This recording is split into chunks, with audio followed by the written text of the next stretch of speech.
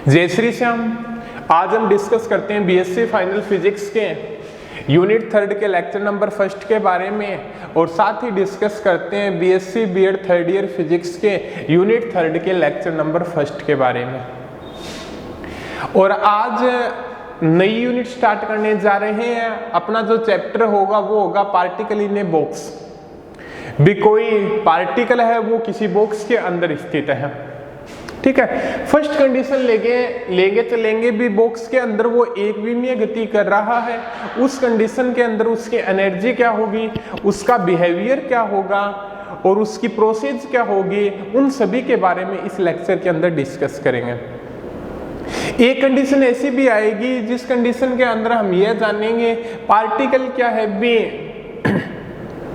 कोई त्रिविमीय बॉक्स के अंदर भी बॉक्स हो गया, त्रिविमीय गति कर रहा है, भी XYZ डायरेक्शन के अंदर गति कर रहा है। उस कंडीशन के अंदर उसका बिहेवियर क्या होगा उसके बारे में चर्चा करेंगे। बट आज जो इस अपना जो चैप्टर का जो फर्स्ट पॉइंट है वो क्या है भी एक विमीय पूर्णतः दृढ़ बॉक्स में कण, ठीक है। किसी बॉक्स के अंदर कोई पार्टिकल है वो एक विमीय गति कर रहा है। उस कंडीशन के अंदर उसका किस प्रकार का बिहेवियर होगा, आज हम उस कंडीशन के बारे में क्या है भी चर्चा करते हैं, ठीक है। तो देखिएगा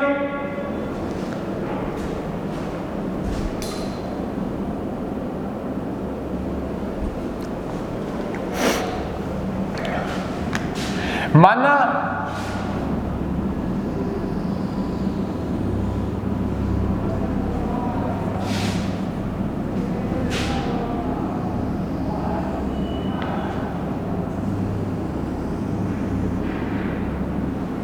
यहां पे मान लो क्या है भी x बराबर क्या है भी 0 है। ये मान लीजिएगा भी x बराबर a है। ये दूरी कितनी हो गई भी आपकी a हो गई, x डायरेक्शन के अंदर है। क्लियर, ठीक है। अब क्या है भी इस बॉक्स के अंदर कोई m मास का कोई पार्टिकल है भी इस बॉक्स के अंदर क्या है भी कोई m मास का क्या है भी कोई पार्टिकल है वो क्या है भी एक विमीय गति कर रहा है। कहने का मतलब क्या है भी इस बॉक्स के अंदर कोई m मास का कोई पार्टिकल है वो एक विमीय गति कर रहा है। कहने का मतलब वो x अक्ष के क्या है भी समांतर या x अक्ष की दिशा में क्या कर रहा है भी वो गति कर रहा है। क्लियर है यहां तक आपका, ठीक है। अब एक बात डिस्कस करते हैं भी नीचे दिया गया है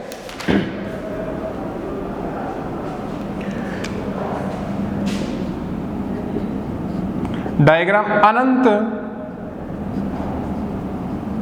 विभव की दीवार वाला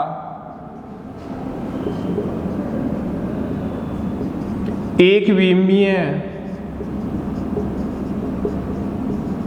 बॉक्स, अनंत विभव की दीवार वाला एक विमीय बॉक्स।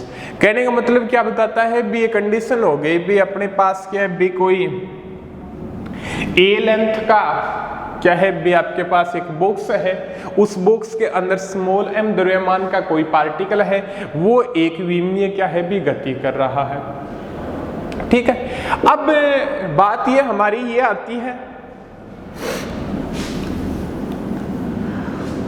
भी जब कोई m मास का पार्टिकल के भी फ्रीली मूव करता है तो वहां पे क्या होगी भी काइनेटिक एनर्जी क्या होगी, मैक्सिमम होगी। तो पोटेंशियल एनर्जी क्या होगी, या तो मिनिमम होगी या क्या होगी भी लेस देन भी 0 के बराबर होगी। कहने का मतलब जहां पे काइनेटिक एनर्जी अधिक हो वहां पे पोटेंशियल एनर्जी क्या होगी भी 0 होगी। क्लियर आपका, ठीक है। तो यहां पे क्या है भी कोई m मास का पार्टिकल फ्रीली मूव कर रहा है भी इस बॉक्स के अंदर एक विमीय गति कर रहा है तो वहां पे क्या होगी भी काइनेटिक एनर्जी क्या होगी भी मैक्सिमम होगी और पोटेंशियल एनर्जी क्या होगी भी वहां पे 0 होगी। उसी प्रकार इसकी दीवार के ऊपर माने, इस दीवार के ऊपर क्या बताता है भी पोटेंशियल एनर्जी क्या है भी मैक्सिमम है और काइनेटिक एनर्जी यहाँ पे क्या है भी 0 है या क्या है भी मिनिमम है। भी जहां पे क्या है भी एक दूसरे के अपोजिट होगी, जहां पे काइनेटिक एनर्जी अधिक होगी तो वहां पोटेंशियल एनर्जी क्या होगी भी मिनिमम होगी, और जहां पे पोटेंशियल एनर्जी अधिक होगी वहां पे काइनेटिक एनर्जी क्या होगी भी मिनिमम होगी। तो इस बॉक्स के अंदर के बारे में चर्चा करते हुए हम बताते हैं भी इस बॉक्स के अंदर क्या है भी काइनेटिक एनर्जी क्या है भी मैक्सिमम है, तो यहाँ पे पोटेंशियल एनर्जी क्या है भी जीरो है।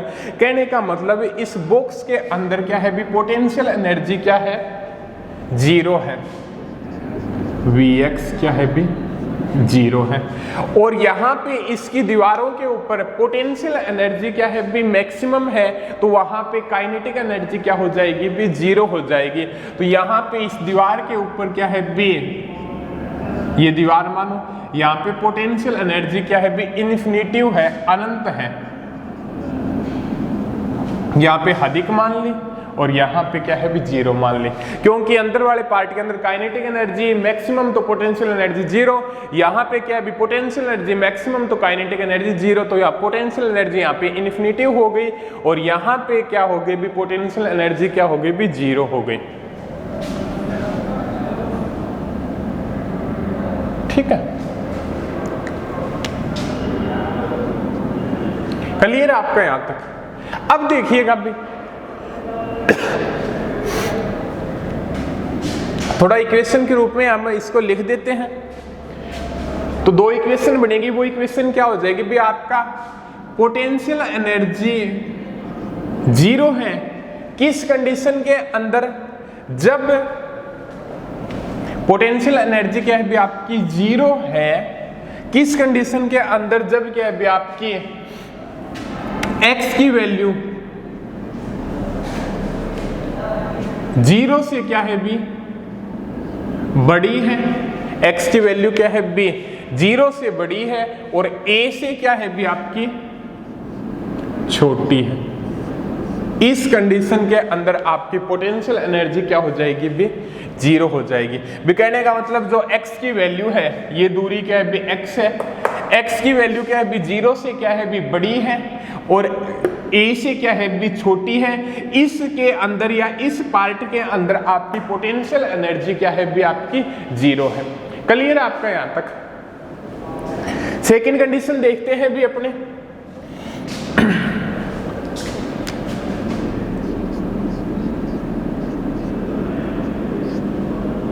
पोटेंशियल एनर्जी इन्फिनिटिव है, पोटेंशियल एनर्जी क्या है भी इन्फिनिटिव है।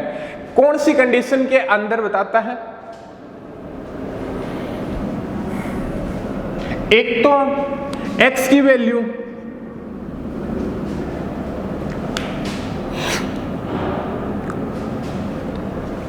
जीरो से क्या है भी बराबर, जीरो के बराबर है या जीरो से क्या है भी छोटी है। x की वैल्यू क्या है भी यहाँ पे जीरो से लेके a की तरफ जा रहा है, तो ये नेगेटिव डायरेक्शन होगी। ग्राफ के अकॉर्डिंग प्लॉट करें तो यहाँ पे x की वैल्यू क्या या तो जीरो के बराबर है, वहां पे क्या है भी इन्फिनिटिव है, या जीरो से क्या है भी कम है। उस कंडीशन के अंदर क्या होगी भी आपकी पोटेंशियल एनर्जी क्या होगी भी इन्फिनिटिव होगी। दूसरी कंडीशन एक भी हो सकती है, x की वैल्यू a के बराबर है, x की वैल्यू क्या है भी a के बराबर है या a से क्या है भी बड़ी है। x की वैल्यू क्या है भी या तो क्या है भी a के बराबर मानो यहां पे है, और या क्या है भी a से बड़ी है, तो इस कंडीशन के अंदर आपकी पोटेंशियल एनर्जी क्या होगी भी इन्फिनिटिव होगी। कहने का मतलब जो आपका फर्स्ट पार्ट है, ये मानो फर्स्ट, इस कंडीशन के अंदर तो आपकी पोटेंशियल एनर्जी जीरो है, x की वैल्यू जीरो से लेके a के बीच में, और ये मानो आपका सेकंड पार्ट, इस कंडीशन के अंदर आपकी पोटेंशियल एनर्जी क्या है भी इन्फिनिटिव है, x की वैल्यू क्या है भी जीरो या क्या हो भी जीरो से छोटी हो, और जो ये मानो आपकी थर्ड कंडीशन, इस कंडीशन के अंदर आपकी जो पोटेंशियल एनर्जी इन्फिनिटिव है, कंडीशन क्या है, x की वैल्यू या तो क्या हो भी a के बराबर हो और या क्या हो भी x की वैल्यू a से क्या हो भी बड़ी हो, या x की वैल्यू क्या हो भी a से बड़ी हो। क्लियर है आपका यहां तक? ये तो हो गई आपकी कंडीशन किसकी, पोटेंशियल एनर्जी की।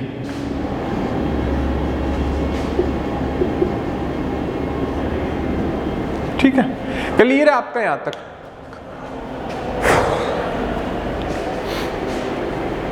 अब देखिएगा, अब ये बताता है भी कोई पार्टिकल क्या है भी इस बॉक्स के अंदर इधर की तरफ गति करता है। ठीक है, गति करने के बाद यहां इस दीवार से टकराएगा, टकराने के बाद वापिस आ जाते हैं किस कंडीशन के कारण भी, यहाँ पे दीवार के ऊपर फोर्स क्या है भी आपका माइनस कर ली v अपॉन कर ली x। v यहाँ पे क्या है भी पोटेंशियल एनर्जी है, तो यहाँ पे दीवार के ऊपर पोटेंशियल एनर्जी का मान क्या है भी इन्फिनिटिव है, तो फोर्स क्या हो जाएगा भी आपका इन्फिनिटिव हो जाएगा। तो इस फोर्स के कारण वो क्या है भी टकरा कर वापिस लौट आता है। b क्या है भी आपका जो दीवार के ऊपर जो फोर्स है, दीवार पर बल, वो क्या है भी आपका इन्फिनिटिव है, जिसके कारण क्या है भी कोई m मास का पार्टिकल यहां से टकराएगा, टकराने के बाद वापिस इधर की तरफ आ जाएगा, फिर दीवार के ऊपर ये भी फोर्स लेगा जिसके कारण यहां पे टकराएगा। मीन्स क्या है भी पार्टिकल क्या है भी इस बॉक्स के अंदर ही क्या है भी गति करता रहेगा, पार्टिकल क्या है भी इस बॉक्स के अंदर ही क्या है भी गति करता रहेगा। ठीक है, क्योंकि यहाँ पे इतना मैक्सिमम फोर्स लग रहा है जिसके कारण क्या पार्टिकल इधर की तरफ क्या होगा भी गति करता रहेगा, भी पार्टिकल क्या भी इस बॉक्स के अंदर ही एक विमीय क्या है भी अपनी गति करता हुआ रहता है। ठीक है, तो कहने का मतलब है आप डिस्कस कर सकते हैं बे जो पार्टिकल है उसका बॉक्स के अंदर ही क्या है भी अस्तित्व में है। भी पार्टिकल एक बात श्योर हो गई, जो पार्टिकल हमारा होगा m मास का पार्टिकल होगा वो इस एक विमीय बॉक्स के अंदर ही होगा। जो सेकंड पार्ट है और जो आपका थर्ड पार्ट है वहां पे पार्टिकल आपका क्या होगा भी नहीं होगा। ठीक है, तो पार्टिकल वहां पे नहीं होगा, तो इस कंडीशन के ऊपर यहां पे भी तरंग फलन का मान शून्य होगा और यहाँ पे भी क्या है भी आपका वेव फंक्शन का मान क्या होगा शून्य होगा। तरंग फलन क्या होता है भी कण के पाए जाने की प्रायिकता इसके ऊपर डिपेंड करती है, जिसके कारण क्या है भी बॉक्स के बाहर क्या है भी तरंग फलन का मान क्या होगा भी आपका शून्य होगा। क्लियर है आपका यहां तक? विकर्ण के पाए जाने की प्रायिकता तरंग फलन के ऊपर डिपेंड करती है, जहां पे तरंग फलन का मान ज्यादा होगा वहां कण के पाए जाने की प्रायिकता ज्यादा होगी, और जहां पे तरंग फलन का मान कम होगा वहां पे कण के पाए जाने की प्रायिकता कम होगी। बट यहाँ पे कण के पाए जाने की प्रायिकता क्या शून्य है, तो वहां पे वेव फंक्शन साइन x का मान भी क्या होगा शून्य होगा। क्लियर है आपका यहां तक? ठीक है, तो यहाँ पे जो वेव फंक्शन है उपस्थित है वो क्या होगा भी तरंग फलन का जो भी मान साइन x का प्राप्त होगा वो क्या है भी इस बॉक्स के अंदर ही प्राप्त होगा। क्लियर है आपका यहां तक? तो लिख सकते हैं भी अपने साइन x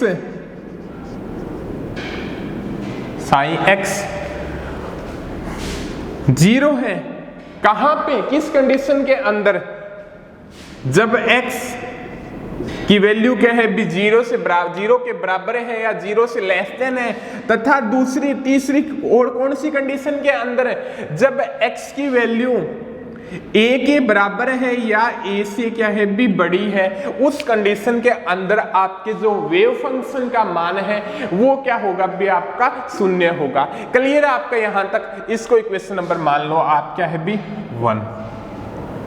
ठीक है,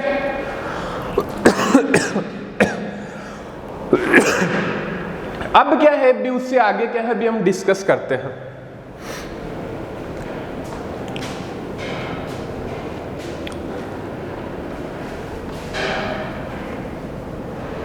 ये कंडीशन आपने देख ही ली होगी।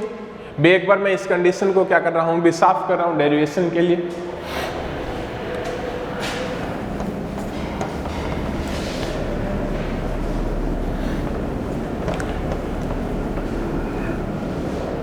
तो आगे देखिएगा,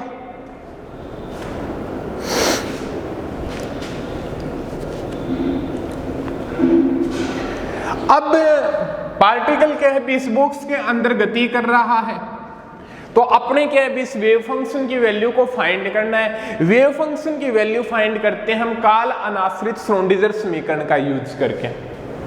वेव फंक्शन की वैल्यू को फाइंड करेंगे किसकी सहायता से, काल अनाश्रित श्रोडिंगर समीकरण का यूज करके। तो काल अनाश्रित श्रोडिंगर समीकरण क्या हो जाएगी भी अपनी, काल अनाश्रित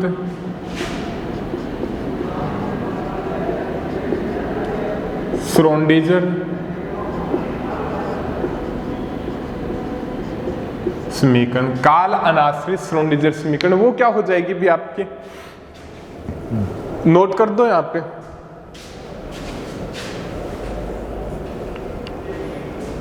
काल अनाश्रित Schrodinger curly square psi x upon curly x square plus 2m h cut square e minus vx equal to psi x equal to 0। ये ही होगी आपके,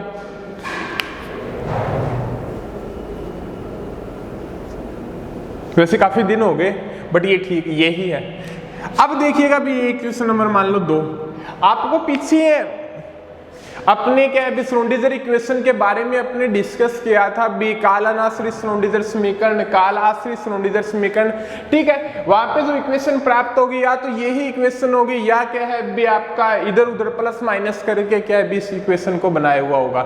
आई थिंक मेरे अकॉर्डिंग क्या है भी वहां पे अलग फॉर्म के अंदर डिनोट की हुई, यदि आप उस फॉर्म को चेंज करोगे तो आपके पास क्या है भी यही इक्वेशन क्या है भी प्राप्त होगी। अब कोई पार्टिकल है एक विमीय बॉक्स के अंदर गति कर रहा है भी, एक विमीय बॉक्स, कोई पार्टिकल क्या है भी आपका एक विमीय बॉक्स के अंदर गति कर रहा है, अपने ये फाइनल हो चुका है भी, पार्टिकल क्या है भी इस बॉक्स के अंदर ही है जो फर्स्ट बॉक्स है। तो यहां पे पोटेंशियल एनर्जी का मान क्या है भी आपका 0 है। यहां पे क्या है भी आपका पोटेंशियल एनर्जी का मान क्या है भी आपका 0 है।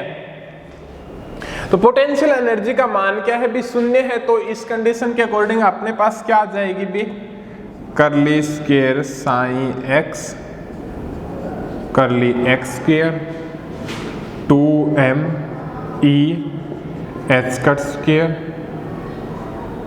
और साइन एक्स इक्वल टू 0। ये चीज आपके सामने क्या है भी प्राप्त हो गई, ठीक है।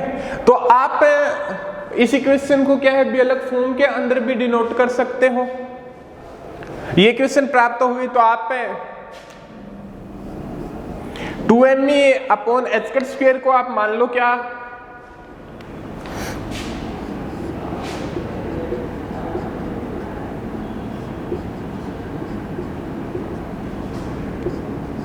के से डिनोट कर दो, के स्क्वायर से डिनोट कर दो, ठीक है, ठीक है। साइन एक्स क्या है भी आपके पास वेव फंक्शन है, 2m क्या है भी आपका कण का मास है, mass of A particle, mass of A particle, ठीक है। E क्या है भी आपके पास कण की कुल ऊर्जा है, E क्या है भी आपकी कण की कुल ऊर्जा है। H कट क्या है भी आपका प्लांक कांस्टेंट है, ये h/2π, या प्लांक कांस्टेंट की भी H कट क्या है भी h/2π, H कट क्या है भी संशोधित प्लांक कांस्टेंट है, और H क्या है भी यहाँ पे प्लांक कांस्टेंट है। प्लांक कांस्टेंट की आपको वैल्यू क्या है भी पता है। तो इस इक्वेशन को आप क्या है भी इस प्रकार से लिख सकते हो, curly square psi x curly x square 2m upon h cut square क्या हो जाएगा भी आपका k square psi x equal to 0। ये चीज क्या है भी आपके सामने प्राप्त हो गई। ये मान लो आपकी इक्वेशन नंबर 3, ठीक है। अब क्या है भी समीकरण का हल निकालते हैं। इस समीकरण को क्या है भी सोल्व करते हैं, किसके लिए? हमें वेव फंक्शन की वैल्यू को फाइंड करना है। क्या करना है भी? हमें वेव फंक्शन की वैल्यू को क्या है भी हमें फाइंड करना है। तो इस इक्वेशन को लिख लेते हैं एक साइड के अंदर।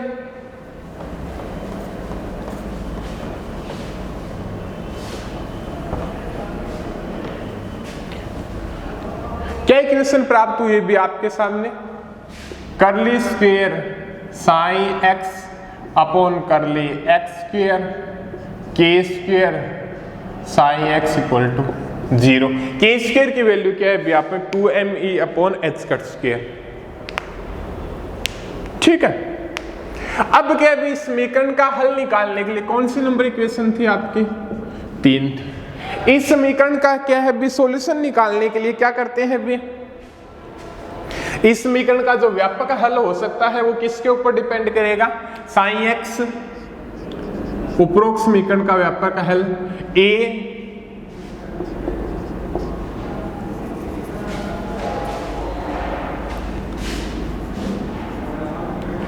Sign k x plus b cos k x. ये है भी, इसको इक्वेशन नंबर 2 दे दो। उपरोक्त समीकरण का व्यापक हल वो क्या है भी आपका psi x equal to a sine k x plus b cos k x. ठीक है, अब क्या है भी उससे आगे देखिएगा, आप कंडीशन लगा लीजिएगा भी यहाँ पे a एंड b क्या है भी आपके कांस्टेंट है। a और b आपके क्या है भी आपके कांस्टेंट है, और आपको क्या है भी a और b की वैल्यू को क्या है भी फाइंड करना है। फर्स्ट कंडीशन आप क्या यूज करोगे भी आपके सामने यहां? फर्स्ट कंडीशन आप यूज कर सकते हो भी यहां पे देखिएगा, b इस बॉक्स के बाहर, इस बॉक्स के बाहर क्या भी फंक्शन का मान क्या है भी 0 है। तो आप कंडीशन मान लीजिएगा x बराबर 0, इस बॉक्स के बाहर क्या है भी आपका फंक्शन का मान क्या है भी 0 है। ठीक है, तो देखिएगा आप x बराबर 0 कंडीशन मान ली। x बराबर 0 की कंडीशन के ऊपर वेव फंक्शन का मान क्या है? साइन 0 होगा। क्या है बी एक्स बराबर 0 कंडीशन पर? आपको बार बार बता चुके हैं कि बी 0 से लेके a के मध्य वेव फंक्शन का मान कुछ न कुछ प्राप्त होगा, बट 0 की कंडीशन या इससे 0 से नीचे वाले की कंडीशन या a की कंडीशन या a से ऊपर वाले की कंडीशन के अंदर आपके वेव फंक्शन का मान क्या होगा? बी 0 ही प्राप्त होता है। तो यहाँ पे वेव फंक्शन का मान क्या हो जाएगा? बी 0 हो जाएगा। तो देखिएगा इस अप्रोक्स समीकरण से साइन एक्स की वैल्यू साइन 0 a साइन के 0 प्लस b कोस के 0। तो साइन 0 0 है आपका, a के इंटू 0 0 साइन 0 0 प्लस b कोस 0 1। तो b की वैल्यू आपके सामने क्या प्राप्त हो गई? भी 0 प्राप्त हो गई। इस कंडीशन का यूज करने के बाद क्या है भी b की फंक्शन की वैल्यू जो b की वैल्यू प्राप्त हुई है वो आपकी क्या प्राप्त हो गई? भी 0 प्राप्त हो गई। क्लियर है आपका यहां तक? अब क्या है भी उससे आगे अपने देखते हैं।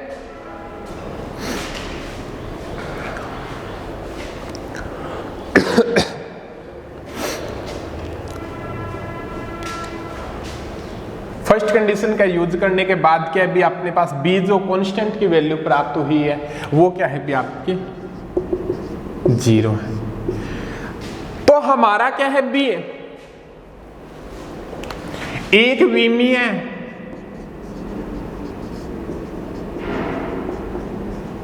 बॉक्स में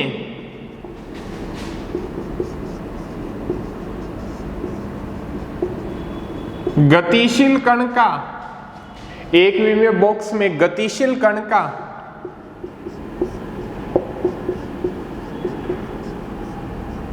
तरंग फलन क्या होगा? एक विमीय बॉक्स में गतिशील कण का तरंग फलन क्या होगा? b की वैल्यू 0 है तो साइन x क्या हो जाएगा? ए साइन के एक्स, ये होगा भी आपका एक विमीय बॉक्स के अंदर गतिशील कण का तरंग फलन। ठीक है, अब क्या है भी इसकी यहाँ पे ए कांस्टेंट की वैल्यू फाइंड कर देंगे और फिर बता देंगे कि भाई इस बॉक्स के अंदर जो वेव फंक्शन का मान होगा वो क्या प्राप्त होगा। इस वेव बॉक्स के अंदर जो आपके वेव फंक्शन साइन एक्स का मान होगा वो क्या प्राप्त होगा। ठीक है, क्लियर है, देखते हैं। साइन एक्स इक्वल टू क्या है, आपका ए साइन के एक्स आ गया। ए कांस्टेंट की वैल्यू को फाइंड करना है। ए कांस्टेंट की वैल्यू क्या है, किस कंडीशन के अकॉर्डिंग फाइंड करेंगे, उस कंडीशन के बारे में आपको बताते हैं। बी एक विमीय बॉक्स के अंदर गतिशील कण का तरंग फलन ये है, आपको क्लियर है ये बात। अब क्या है बी, हमें परफेक्टली ध्यान है भी किसी जो कोई आपका जो पार्टिकल है एम मास का पार्टिकल है वो इस बॉक्स के अंदर उपस्थित है, वो क्या है भी इसी बॉक्स के अंदर क्या है भी उपस्थित है। तो हम क्या बोल सकते हैं भी परसमान्यकृत तरंग फलन के बारे में आपने डिस्कस किया होगा। भी परसमान्यकृत तरंग फलन कौन सा फलन होता है भी, उसके अंदर क्या है भी कण के पाए जाने की प्रायिकता जरूर होगी भी, उस कंडीशन के अंदर कण जरूर न जरूर क्या होगा भी उपस्थित होगा। तो हम परसमान्यकृत तरंग फलन लिखते हैं, इसको साफ कर देते हैं। ज्यादा जरूरत हो तो आप बैक करके देख लेना। ठीक है, यहाँ पे क्या है परसमान्यकृत तरंग फलन लिखते हैं। परसमान्यकृत तरंग फलन क्या हो जाएगा भी आपका,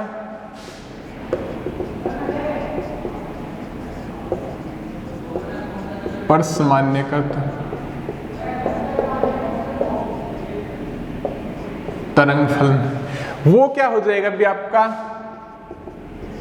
माइनस इन्फिनिटी से लेके plus infinity psi star x psi x D x equal to 1। ठीक है, परसमान्यकृत तरंग फलन आपका क्या हो गया अभी, ये हो गया। ये फलन आपको क्या डिनोट करता है भाई, साइन एक्स क्या है बी, ये फलन क्या डिनोट करता है भाई, माइनस इन्फिनिटी से लेके प्लस इन्फिनिटी के बाद इस समाकलन की वैल्यू 1 है। तो मतलब कहने का मतलब माइनस इन्फिनिटी से लेके प्लस इन्फिनिटी के मध्य क्या भी कण कहीं न कहीं जरूर उपस्थित है। ठीक है, इस रेंज से बाहर के विकर्ण उपस्थित नहीं हो सकता।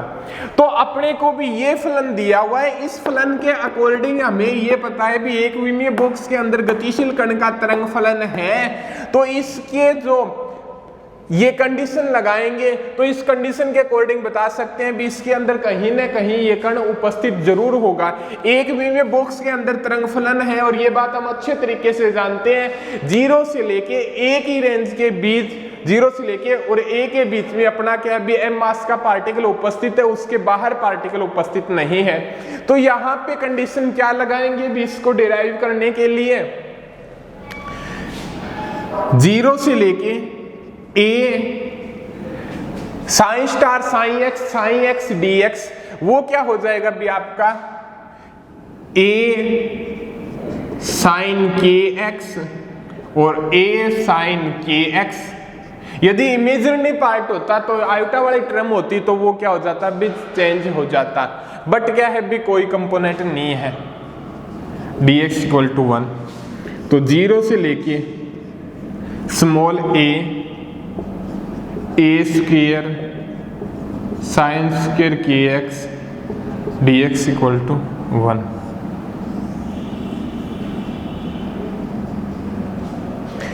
अब क्या बताता है भी इसके अंदर ये इक्वेशन प्राप्त हो गई अपने परसमान्यकृत तरंग फलन की सहायता से।